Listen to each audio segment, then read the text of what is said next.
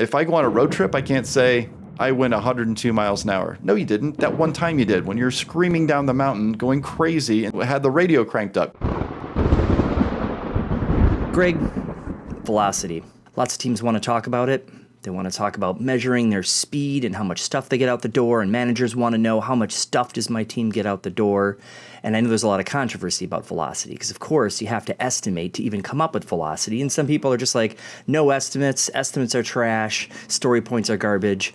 What are your thoughts on this idea of velocity? I'd like to have a dialogue about it because I don't think it's a cut and dried answer. To just have an answer about velocity, it's too big. I mean, you have people who are just against it, the no estimates folks, which, I mean, kudos to what they're doing. They're able to get work to something so fluid to where they don't really need the estimates to be part of their workflow. And so therefore they're able to just measure the results and have a lot of things to work with for estimates and forecasting. Actually, is probably the better thought there. But velocity is still used. I don't know about you, Rob, but every class that I teach, at least 75%, if not the entire class, still use velocity. It was introduced to them when they joined the team. The companies are looking for it. So I still think it can be used with some valid precaution and boundaries. Do you know where the source of velocity came from? Some people have never heard of it. So they're just like, so where did velocity even come from? Who started this whole thing? Yeah. I don't know who started it, but I can tell you from physics, we talked a lot about velocity being speed at an angle. So we use complex numbers to typically represent velocity because, it mattered what direction you were going and what speed if you want to know if you're going to get where you want to be. But I think speed is more what we're talking about when we're talking about velocity on these Scrum teams. Like, how fast are you getting things done? And we're going to assume you're going in the right direction. But that's a false assumption because going back to physics, velocity is speed at an angle. If you're going 180 degrees in the wrong direction, if you're going that way and you meant to go this way, I don't care how fast you're going. You have a problem. The faster you're going in the wrong direction, that's even worse, I would argue. You would want to stop. You would rather cease going instead of keep going the wrong direction. Here's another thing that I wish I knew the source. This is terrible. And so somebody can fact check me. Put it in the comments, please. If you know the source on this, hey, Greg, you should have done your research. But I heard that when velocity was originally created for teams, or at least brought into the team environment, it was with the intent of measuring value. Like the velocity was the points of, or the quantity of value that was delivered at the end of a sprint. So I guess hear me out. If I had a team that was working on a number of things, maybe they had 20 things out of the product backlog, but only 13 of those things were related to value, then you only got 13 points of velocity. The other 7 did not count towards your velocity because they weren't value. So it wasn't a matter of churning work. It had to be something of known potential value that could be measured as a result, which I found to be really interesting because usually when I look at teams working, it's just quantity of work. To your point, they don't care what the value associated with the work is. They just want credit for the number of things done or the number of points. If they're using story points or poker points, something like that, they're more concerned with the number of points, which has nothing to do with value. But if you go back to the origins, they wanted to attribute velocity to value. So something shifted over time, and now it's gotten really squirrely. Well, I think if you're a developer or you're the one developing the value, just generically speaking, and you work for a large company, oftentimes it's not your job to determine what is valuable. Someone just tells you, this is valuable and I want you to work on it. And so you work on it. From an operational perspective, we want to make sure our workers are working as fast as possible, but without some form of a catch, some sort of a mistake proofing around this idea of value. Like, for example, business analyst comes to me and drops a stack of requirements on my desk and says, this is your next project.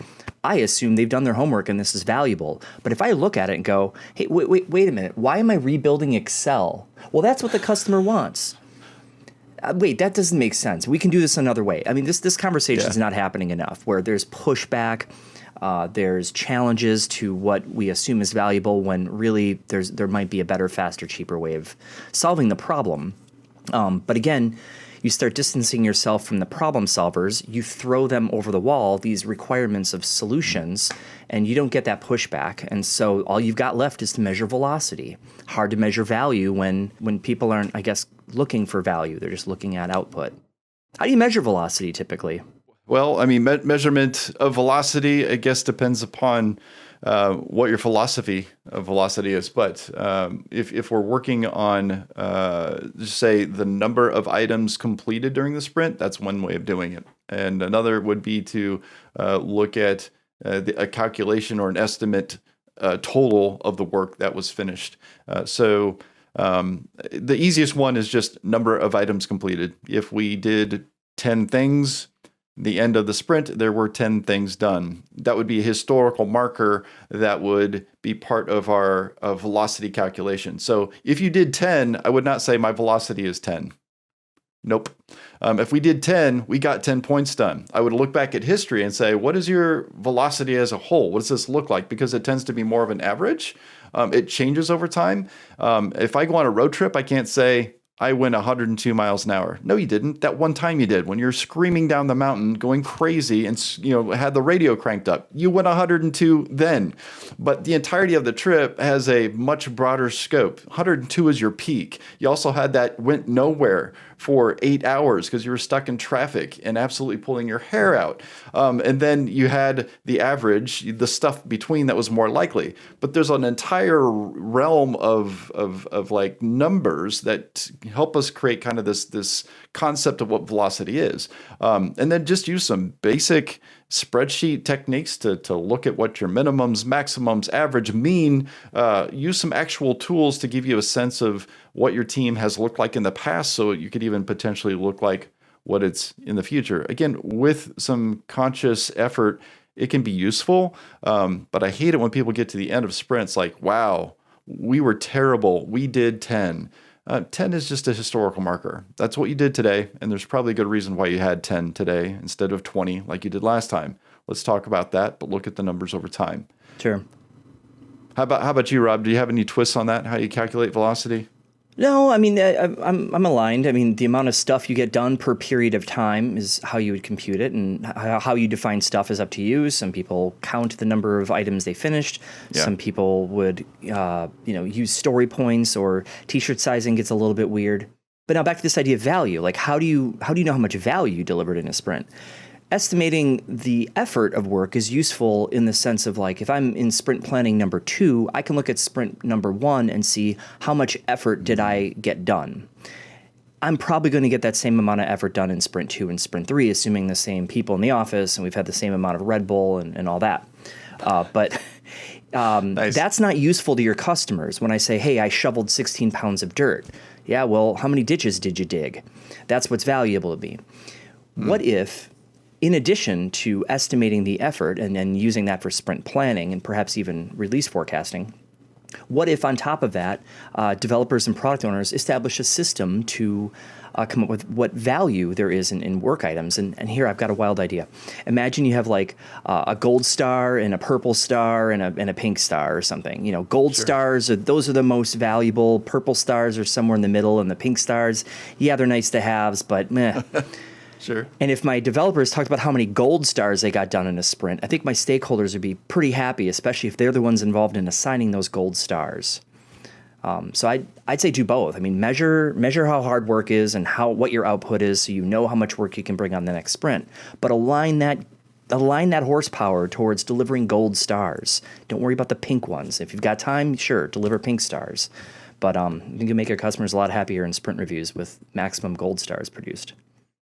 I think this is a proposal for a new metric. Value over velocity equals something. And we need to find out what that actual metric is. I mean, is it true V? Is it a TV? Is it V squared? I don't know. We have to come up with something, but value over velocity. Because if you're producing more value with less effort, don't you want that? Something to think about. If you like this video, just leave us a comment. And if you got some positive feedback, we'd love to hear it. And if you've got some negative feedback, well, we'd love to hear that too.